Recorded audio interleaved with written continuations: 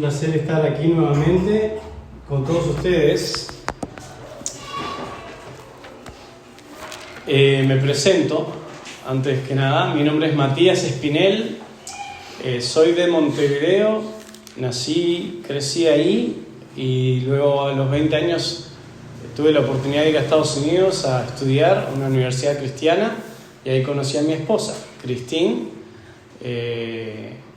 Espinel, compartimos apellido, y Christine nació en New Jersey, en el estado de Nueva Jersey, y bueno, nos conocimos ahí en la universidad. Ella siempre quiso ser misionera en Sudamérica. Quería irse para Venezuela a vivir en una tribu de indígenas traduciendo la Biblia, y yo dije, bueno, se irá para allá. Y dije, bueno, acá en Uruguay tenemos una tribu también, unos charrúas somos acá, a ver si le gusta venir. Y bueno, la convenció el Señor y yo juntos, y la convencí a que yo viniera a Uruguay. Entonces, gracias a Dios, aceptó casarse conmigo. En el 2004 nos casamos, este año cumplimos 21 años de casados.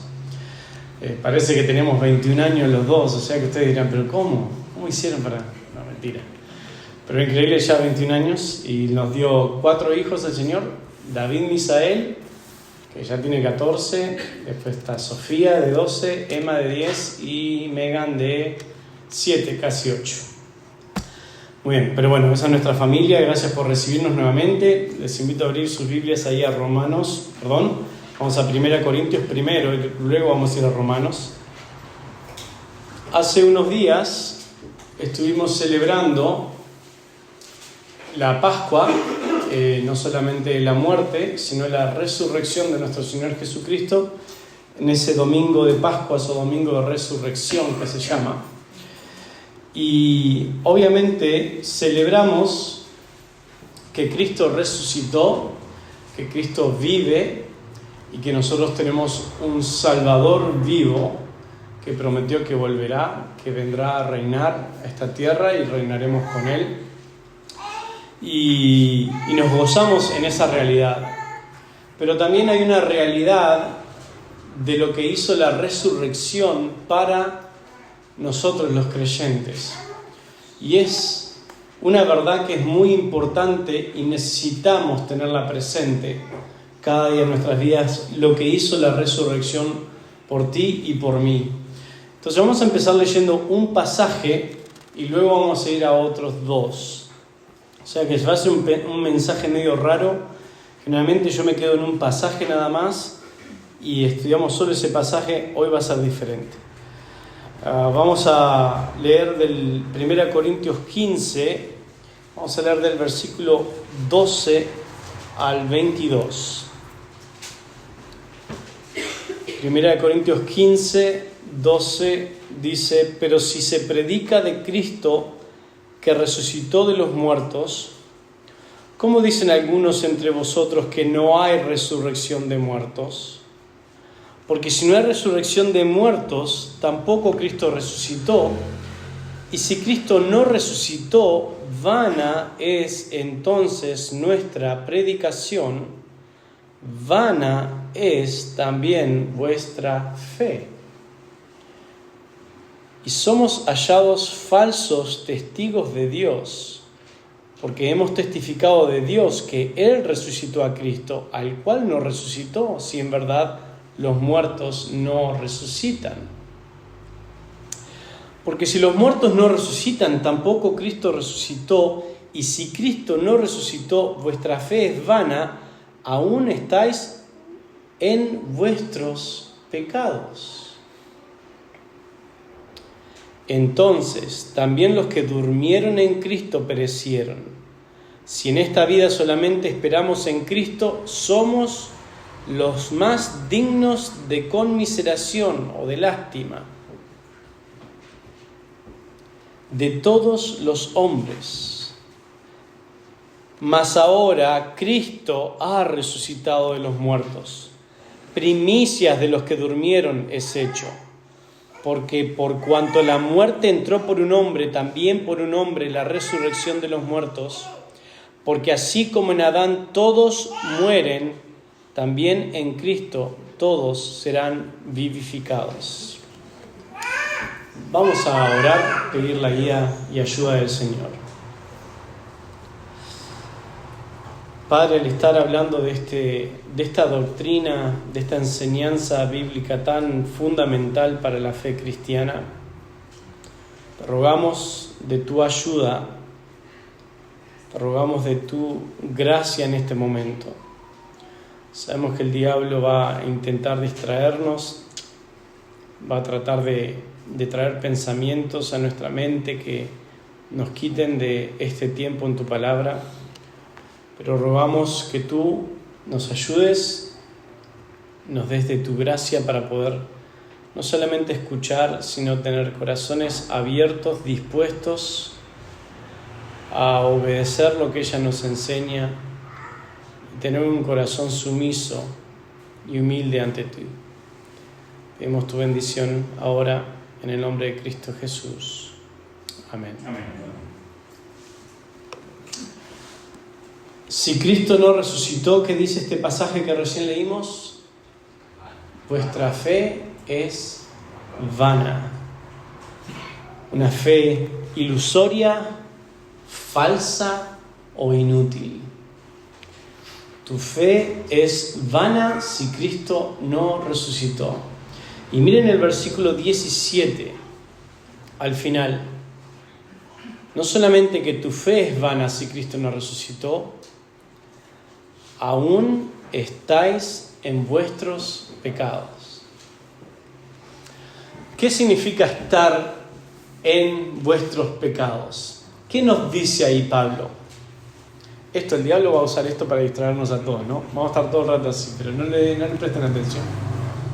¿Qué significa estar en vuestros pecados? ¿Se han puesto a pensar eso? ¿Qué significa que estamos todavía en nuestros pecados?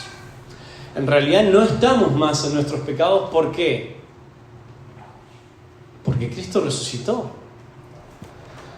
Ahora, ¿qué nos está enseñando Pablo en todo este pasaje en cuanto a la resurrección?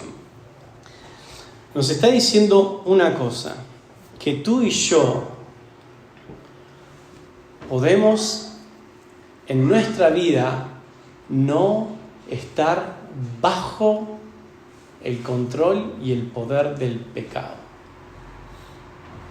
Y vamos a ir a otro pasaje que es más instructivo aún, y lo vamos a ver todos juntos. Este es el primer pasaje, aparte de este de 1 Corintios, y vamos al libro anterior, a Romanos.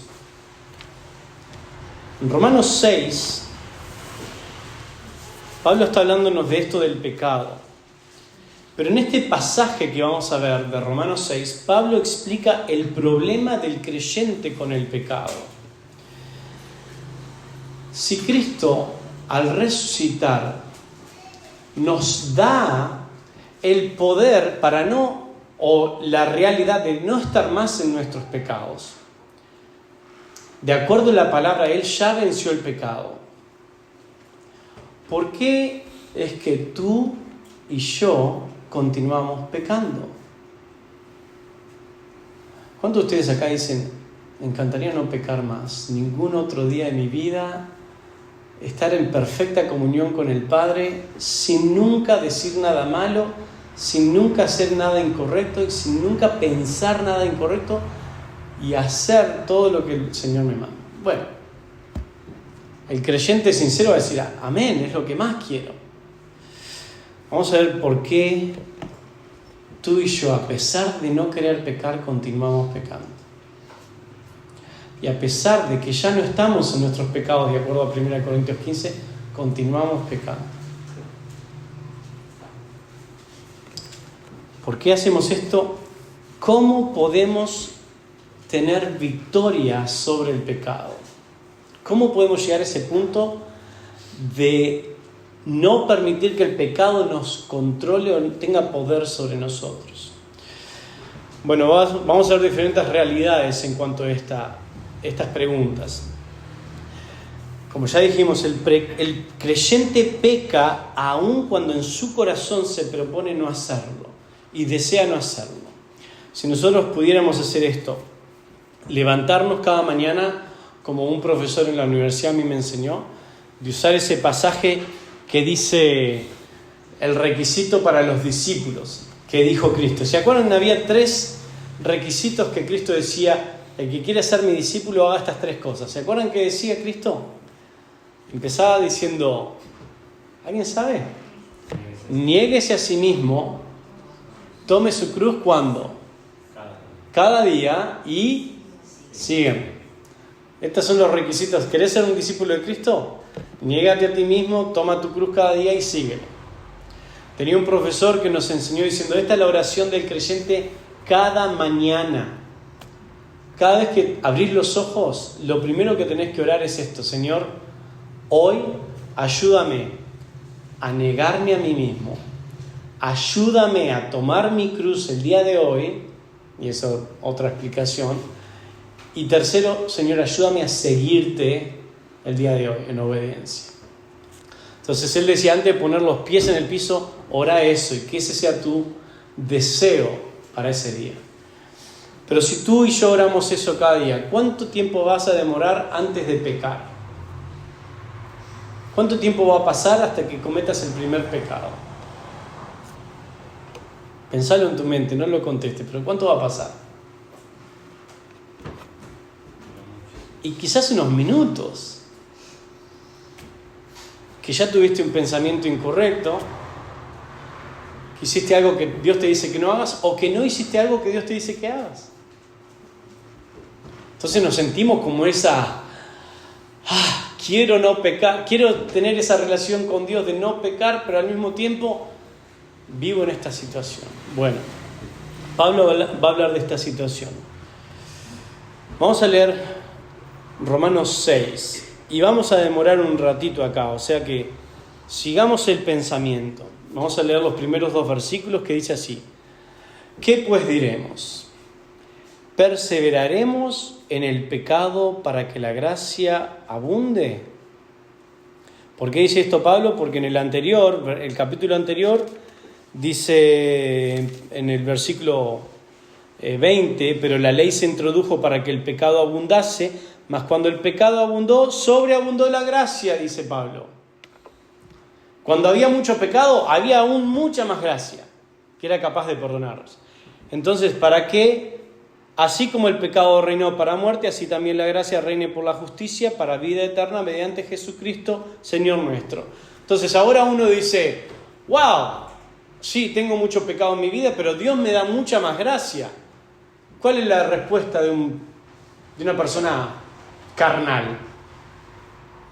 ¿Qué pues diremos? ¿Perseveraremos en el pecado para que la gracia abunde? Uno diría, bueno, si hay tanta gracia, yo voy a seguir pecando, total, Dios me va a perdonar. ¿Qué dice Pablo? Versículo 2. En ninguna manera. ¿Por qué piensa así el creyente? ¿Por qué el creyente piensa, yo voy a seguir pecando, total, Dios sigue perdonándome cada vez que le pido perdón? ¿Por qué el creyente verdadero no puede pensar de esa manera? Porque el que piensa de esa manera todavía no entiende lo que es la gracia de Dios y el perdón de Dios. Porque si tú entendieras lo que le costó a Cristo tu pecado, no tendrías la actitud de decir, yo voy a seguir pecando, total, la gracia sobreabunda, tengo suficiente gracia, voy a seguir pecando, disfrutando del pecado. Esa no es la mentalidad de un creyente verdadero. El creyente verdadero sabe lo que le costó a Cristo tu pecado, por eso decimos, Señor, no quiero ofenderte, no quiero pecar contra ti. Entonces, ¿qué dice Pablo? ¿Vamos a seguir pecando? En ninguna manera, absolutamente no. Porque ese pensamiento es de una persona que no entiende aún la gracia de Dios y el perdón de Dios. Porque los que hemos muerto al pecado, ¿cómo viviremos aún en él? Dice Pablo. Si tú has muerto al pecado con Cristo allí en la cruz, si tú moriste al pecado, ¿cómo ahora vas a seguir viviendo en el pecado? Dice Pablo. No tiene sentido ninguno vivir en el pecado, estar deleitándose, seguir allí en el barro. No tiene sentido ninguno. Un verdadero creyente no va a desear eso. Ahora, ¿qué nos dice el versículo 10? Salteé los otros porque vamos a volver ahí en un ratito. Porque en cuanto murió, al pecado murió una vez por todas, mas en cuanto vive, para Dios vive. Así también vosotros consideraos muertos al pecado, pero vivos para Dios en Cristo Jesús, Señor nuestro. No reine, pues, el pecado en vuestro cuerpo mortal, de modo que lo obedezcáis en sus concupiscencias. Ni tampoco presentéis vuestros miembros al pecado como instrumentos de iniquidad, sino presentaos vosotros mismos a Dios como vivos de entre los muertos, y vuestros miembros a Dios como instrumentos de justicia. Porque el pecado no se enseñoreará de vosotros, pues no estás bajo la ley, sino bajo la gracia. ¿Qué está diciendo Pablo? El pedido de Pablo es, bueno, si la gracia, tenemos muchísima gracia de Dios para perdonarnos, sobreabunda la gracia para cualquier pecado, y todos los que hemos cometido pecados, y algunos nosotros calificamos pecados, unos más terribles que otros, para Dios son pecado, pero ¿qué es lo que dice Dios? Lo que hayas hecho, mi gracia es suficiente para perdonarte. Y el que se siente perdonado, el que entiende que ha sido perdonado, la respuesta a esa gracia y ese perdón va a ser, ¿cómo perseverar en el pecado? Absolutamente no, imposible que haga eso. ¿Por qué? Como dice en el 10, en el 12, no reine pues el pecado en vuestros cuerpos mortal, de modo que lo obedezcáis. No podemos estar en comunión con el pecado, deleitándonos con el pecado. Es lo que Pablo nos está diciendo. No permitan que el pecado reine. El verdadero creyente va a rechazar eso, va a decir, no quiero esto. ¿Vamos a tener lucha con el pecado? Sí. ¿Vamos a caer y vamos a pecar? Sí. ¿Pero por qué sucede eso? A veces nos preguntamos, ¿pero por qué? ¿Por qué peco? ¿Y por qué peco con la misma cosa? Tristemente, Pablo nos enseña, no tristemente lo que Pablo nos enseña, pero es la condición en la que estamos, incluso luego de ser regenerados. Y vamos al otro pasaje, hablando del pecado en nosotros. Capítulo 7 de Romanos, y vamos a leer el versículo 7 en adelante. Y sé que es largo, pero miren, sigamos el pensamiento de Pablo si pueden, ¿sí? Versículo 7. ¿Qué diremos pues? ¿La ley es pecado? En ninguna manera. Porque yo no conocí el pecado sino por la ley, porque tampoco conociera la codicia si la ley no dijera no codiciarás. ¿Entienden por qué Dios nos dio la ley? Yo en ocasiones le pregunto a los alumnos en FEU o a algún lugar donde voy, pregunto, ¿cómo era la gente del Antiguo Testamento? ¿Cómo ellos eran salvos? Les pregunto, ¿no? Y muchas veces me contestan, obedeciendo la ley, por los sacrificios, lo que sea. Pero ¿cómo eran salvas las personas en el Antiguo Testamento? De la misma manera que en el Nuevo Testamento. Salvos por gracia, por medio de la fe. Abraham fue declarado justo por... ¿Cómo ves que Abraham fue declarado justo? Porque él creyó. ¿En qué creyó Abraham? En lo que sabía de Dios. Y le fue contado por justicia. No eran sacrificios, no eran cumplir la ley. Fe, por gracia, por medio de la fe. ¿Por qué? Porque la ley nunca fue dada para que nosotros, obedeciendo la ley, alcancemos la salvación. Nunca. Alguna gente dice, bueno, la ley, la vida... La Biblia es mucho, no hagas esto, no hagas esto, no hagas esto, no hagas esto. Qué aburrida la vida del creyente. ¿Saben lo que es la realidad? La Biblia nos dice, porque tú no puedes hacer esto, porque tú no puedes obedecerme de esta manera, porque yo quiero que hagas esto y tú no lo puedes hacer, ¿qué tuvo que hacer Dios por nosotros? enviar al que sí podía cumplir la ley. El único, Jesucristo. Y por medio del por lo que Cristo hizo a nuestro favor, y nosotros por fe, creyendo en ese sacrificio, por la gracia de Dios somos salvos. Lo mismo que en el Antiguo Testamento. Y esto es lo que Pablo nos dice acá. La ley fue dada no para que nosotros tengamos que obedecer la ley para ser salvos, sino para mostrar nuestra pecaminosidad. Vamos al versículo 8. Mas el pecado, tomando ocasión por el mandamiento, produjo en mí toda codicia. Porque sin la ley el pecado está muerto. Pablo decía, yo antes no sabía que la codicia estaba mal, pero me enteré que estaba mal y ahora codicio. Toma ocasión y dice, voy a codiciar. Versículo 9. Y yo sin la ley vivía en un tiempo, pero venido el mandamiento, el pecado revivió y yo morí. Y hallé que el mismo mandamiento que era para vida, a mí me resultó para muerte. Porque el pecado, tomando ocasión por el mandamiento, me engañó y por él me mató. Miren lo que está diciendo Pablo, que esto hace el pecado en mi vida. Toma lo que Dios dice, no lo hagas, el pecado toma eso y dice, voy a hacer que esta persona desee ir en contra de lo que Dios desea. Y como que lo controla el pecado. Le toma un control de la persona. Versículo 12. De manera que la ley a la verdad es santa y el mandamiento santo, justo y bueno. Ahora, la ley no es mala. La ley, tenemos que obedecer tanto. No, la ley muestra simplemente lo que es malo, lo que es la maldad, lo que Dios rechaza. La ley es buena. Versículo 13. Luego, lo que es bueno vino a ser muerte para mí, en ninguna manera, sino que el pecado, para mostrarse pecado, produjo en mí la muerte por medio de lo que es bueno, a fin de que por el mandamiento el pecado llegase a ser sobremanera pecaminoso.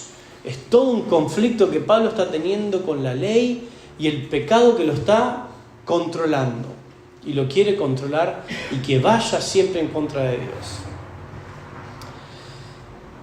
Sé que estamos yendo rápido, pero traten de seguir el pensamiento. Versículo 14. Porque sabemos que la ley es espiritual, mas yo soy carnal, vendido al pecado. Porque lo que hago no lo entiendo, pues no hago lo que quiero, sino lo que aborrezco, eso hago. Algunos de ustedes dijeron esto hace un ratito. Yo no quiero pecar, pero me levanto unos minutos después, ya estoy pecando. ¿Pero por qué? Pablo está hablando de esto que le pasaba a Pablo también. Lo que no quiero, eso hago. Aborrezco hacer eso. ¿Por qué estoy haciendo eso? Dice Pablo. Versículo 16. Y si lo que no quiero, o sea, no quiero pecar, y si lo que no quiero, esto hago, apruebo que la ley es buena. O sea, que la ley no es mala. La ley me muestra lo que Dios dice que está mal, pero la ley en sí es pura, santa, justa. El problema es el pecado. Versículo 17. Y yo sé que en mí, esto es, en mi carne, no mora el bien. Porque el querer el bien está en mí, pero no el hacerlo. ¿Ustedes van entendiendo lo que Pablo está diciendo? Dice, acá está la ley que me muestra lo que es malo. Yo no quiero hacer eso malo, pero el pecado como que me está siempre llevando a que peque y a que siempre vaya tras él. Algo hay en mí que siempre me está llevando y empujando a romper la santa ley de Dios. Pero Pablo le dice, yo sé que en mí, esto es, en mi carne no mora el bien. Entonces Pablo entiende que hay algo de nosotros que hay algo que no está bien, que no está el bien allí, en la carne, porque el querer el bien está en mí, en mi mente, pero luego no puedo hacerlo. Versículo 19, porque no hago el bien que quiero, sino el mal que no quiero, eso hago. ¿Cuántas veces les pasa eso a ustedes en el día? Y hacemos, otra vez dije eso, pero ¿por qué estoy haciendo eso? Otra vez pensé en eso, pero ¿por qué? Y nos frustramos, ¿verdad? Versículo 20. ¿Leí el 20? Y si hago lo que no quiero, ya no lo hago yo. ¿Sino quién? El pecado que mora en mí. Ok, esto no es excusa para nosotros, ¿verdad? Capítulo 6, versículo 1. ¿Qué puede? ¿Perseveraremos en el pecado? No soy yo. Acá lo dice Pablo. Ya no lo hago yo, sino el pecado que mora en mí. No es mi culpa. Absolutamente no. Versículo 2. En ninguna manera vamos a seguir pecando. O sea, ¿qué tenemos acá? Una lucha. Esto es una lucha espiritual. Una lucha espiritual entre el espíritu y la carne. Y por eso vos te levantás de mañana y decís, Señor, no quiero pecar contra ti. Pasan unos minutos y ya estás pecando. Y decís, ¿pero por qué? Si yo recién dije que no quería y ahora estoy haciendo esto. Vamos a seguir, versículo 21. Así que, queriendo yo hacer el bien, hallo esta ley, que el mal está en mí. Porque según el hombre interior me deleito en la ley de Dios. O sea que esto es lo que Pablo desea, la ley de Dios, agradar a Dios. Versículo 23. Pero veo otra ley en mis miembros, que se rebela contra la ley de mi mente y que me lleva cautivo a la ley del pecado que está en mis miembros. ¿A qué se refiere Pablo? A la carne. Miren cómo termina Pablo. Versículo 24. Es quizás lo que nos sentimos todos ahora, ¿no? Pensando, yo no quiero pecar, me levanto, unos minutos después ya estoy pecando, pero ¿cuándo voy a tener victoria sobre esto? ¿O por qué sigo pecando? A veces vamos teniendo victoria sobre algunos pecados, ¿verdad? Que ya no cometemos porque tuvimos victoria, el Señor nos dio victoria, pero hay otros pecados y seguimos. No solamente las cosas que Dios nos dice, no hagas esto, sino las cosas que Él nos dice, haz esto, y al no hacerla también eso es pecado, dice la Biblia. ¿Qué dice Pablo? Lo que nosotros decimos, miserable de mí. Y vivimos en ese estado. Pero, dice, ¿quién me librará de este cuerpo de muerte? De este cuerpo de muerte, dice Pablo. Pero el versículo 25, como los salmistas siempre vieron los salmos, que es mucha como tipo depresión y desánimo, ¿cómo terminan los salmos? Pero Jehová. Y eso es el verdadero creyente. Podemos estar así a veces, ¿no? Y a veces estamos mal, pero ¿qué pasa? El creyente verdadero, ¿qué tiene que hacer siempre? No mirar hacia nosotros, como nos dice el mundo. Mira, buscá dentro de ti. La solución viene de ti. Todo lo contrario, la solución no está en nosotros. Pero Jehová, y yo levanto mi vista siempre a Jehová. Es lo que hace Pablo acá. Versículo 25. Gracias doy a Dios por Jesucristo, Señor nuestro. Así que yo mismo con la mente sirvo a la ley de Dios, mas con la carne a la ley del pecado. Y Pablo no está tratando de desanimarnos, es darnos la realidad de la vida del creyente. Que hemos sido salvos por gracia. Que el Señor Jesús, cuando estuvo en la cruz, Él hizo dos cosas. Y este era el primer punto que no lo dije, muy mal profesor de predicación expositiva. Horrible. ¿Qué es lo que venció Cristo en la cruz? La primera cosa que Cristo venció en la cruz fue de lo que venimos hablando. Venció el pecado. Pero venció el poder del pecado sobre los creyentes. Y ahora voy a explicar eso un poco más. Cristo en la cruz no solamente nos dio el perdón de nuestros pecados porque venció el pecado, sino también que nos da ahora el poder para vencer nosotros el pecado. Y venimos hablando de lo que viene diciendo Pablo. ¿Cómo puedo salir de esta situación? Miserable de mí, sigo pecando, no quiero, pero sigo pecando. Porque Pablo, como nosotros, también es un pecador que necesita ser santificado. Y él está compartiendo esto. Y algunos tienen otra posición de lo que le está pasando a Pablo acá. Yo tomo esto. Pablo está luchando, sigue luchando con el pecado, con la carne, porque él no quiere, pero sigue luchando. Y esta es la ilustración más clara que puedo darles. Vamos a pensar en una persona que está alquilando una casa. Quizás ya alguna vez han escuchado esta ilustración. Está alquilando esta casa, viene el dueño de la casa todos los meses y le cobra el alquiler. Le dice, buen día, ¿qué tal? Vengo a cobrar mi alquiler. El que está usando la casa, el que está alquilando, le dice, por supuesto, le paga, muchas gracias, se va, vuelve al otro mes, le cobra el alquiler, le paga, se va, y así pasan los meses, pasan los años alquilando a esta persona. Un día la familia empieza a crecer, la casa le queda chica y dice, vamos a buscar otra casa. Y van por el barrio, encuentran una casa más grande, con 1 o 2 dormitorios más. Entonces la persona aquí que está alquilando esta casa dice, no voy a alquilar más acá, me voy a alquilar a este nuevo lugar. Y empieza a pagarle al nuevo dueño de la casa. Le paga todos los meses, viene el dueño, le dice mi alquiler, le paga, muchas gracias, se van todos los meses así.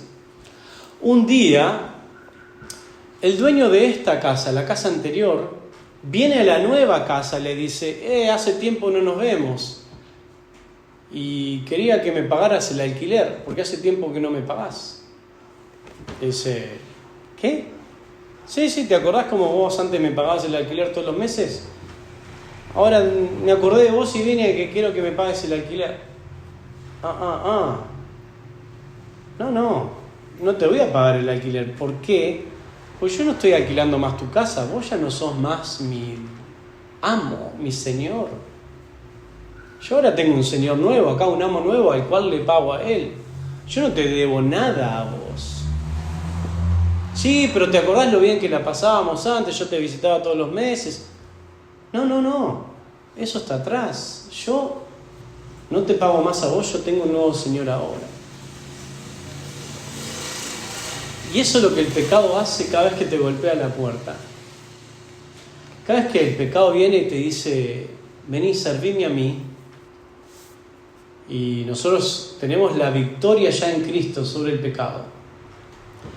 El Espíritu Santo que mora en nosotros va a decir, no, Él ya no es tu dueño.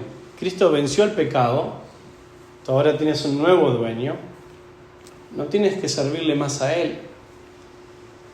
Pero cada vez que el pecado viene es como el anterior, el dueño de la casa anterior, y te dice, vení, pagame a mí, servime a mí, ¿te acordás? Lo bien que la pasábamos. ¿Y qué nos dice Dios? Tú ahora tienes un nuevo dueño. Es más, Él no tiene ningún poder sobre ti. Pero ¿qué es lo que sucede? Sería ilógico decir, ¿te acordás lo bien que la pasamos? Y saco la billetera y tomá. Sería ilógico, pero en la vida cristiana, en la vida espiritual a veces hacemos eso.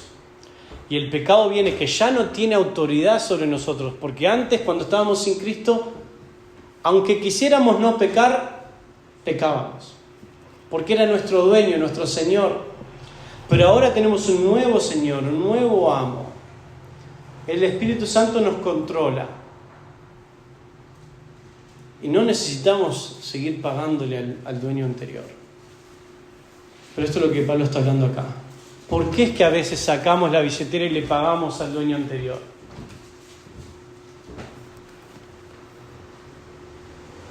Porque hago lo que no quiero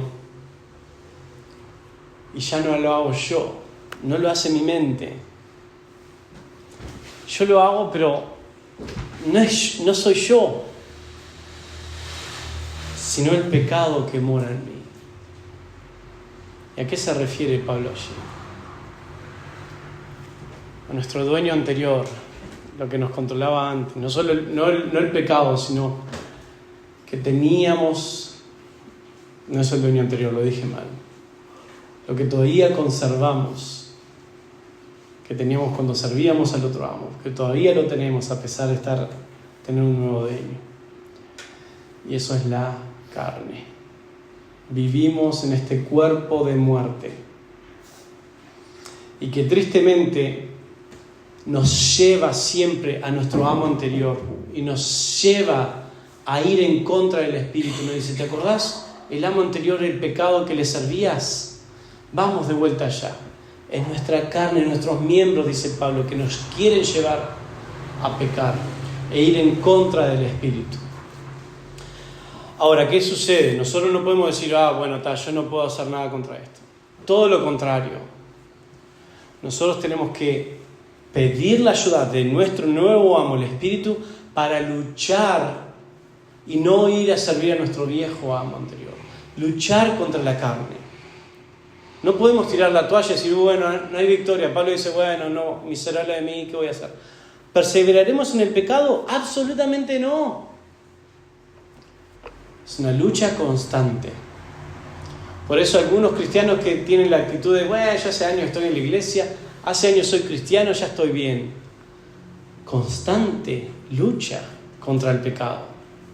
No podemos darle un lugarcito al diablo, ¿verdad? Le damos un lugarcito y él la va a aprovechar. Una lucha constante, hermanos. Señor, ayúdame a tener victoria. Sé que la carne me va a llevar, la carne va a querer pecar, pero Señor, tu Espíritu Santo mora en mí. Ayúdame a no pecar contra ti. Creo que voy a tener que ir terminando por acá, pero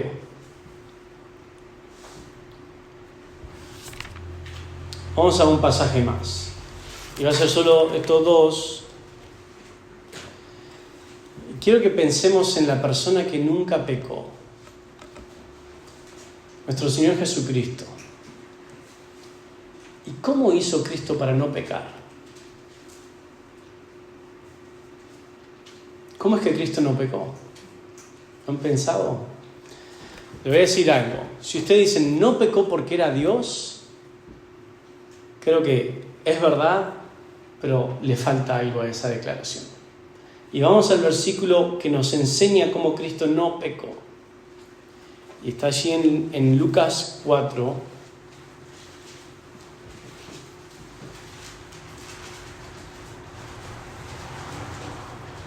Y siempre lo uso porque me gusta explicar la fórmula de Cristo para no pecar, y es la fórmula que nosotros debemos usar para no pecar. Ya que tenemos esta lucha espiritual constante con el Espíritu, ¿cómo es que Cristo tuvo victoria siempre sobre el pecado? Versículo 1 dice, capítulo 4 de Lucas. Jesús, lleno del Espíritu Santo, volvió del Jordán y fue llevado por el Espíritu al desierto. Y luego ahí nos dice, por 40 días era tentado por el diablo y no comió nada en aquellos días, pasados los cuales tuvo hambre. Luego fue tentado en 3 diferentes ocasiones y fue dejado por el diablo por un tiempo nada más. Y luego volvió a ser tentado. Pero creo que en el versículo 1 nos da la clave por la cual Cristo no pecó. Y es esta. Cristo estaba lleno del Espíritu Santo o controlado por el Espíritu Santo, totalmente controlado, y fue llevado por el Espíritu al desierto, o sea que Cristo obedecía al Espíritu Santo. Y esa creo que es la clave que nos enseña este pasaje. Porque si Cristo resistió la tentación por ser Dios, tú y yo estamos muertos, no la quedamos. Porque ni tú y yo somos Dios. Pero la Biblia nos está diciendo, resistid la tentación.